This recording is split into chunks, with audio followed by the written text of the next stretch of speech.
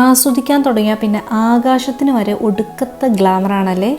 അതിന് താഴെയുള്ള ഈ കുഞ്ഞു വീടിന് വരെ ഒരു സൗന്ദര്യമല്ലേ.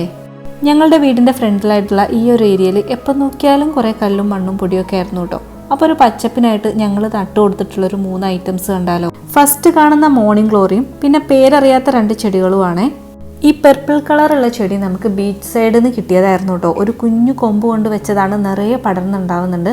അതുപോലെ തന്നെ ഈ ഗ്രീൻ കളറുള്ള ചെടി എവിടെയെങ്കിലും കണ്ടു പരിചയമുണ്ടോ?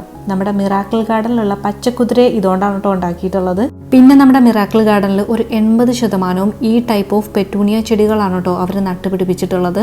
സോ ഇവിടുത്തെ വിൻ്ററിലൊക്കെ ഗാർഡൻ ഒന്ന് സെറ്റാക്കാനായിട്ട് ഈ പെറ്റൂണിയ ചെടികളും പിന്നെ ഞാൻ കാണിച്ചു തന്നിട്ടുള്ള മോർണിംഗ് ഗ്ലോറി പേരറിയാത്ത ആ 2 ഇലച്ചെടികളൊക്കെ വെച്ച് പിടിപ്പിച്ചാൽ മതി കേട്ടോ.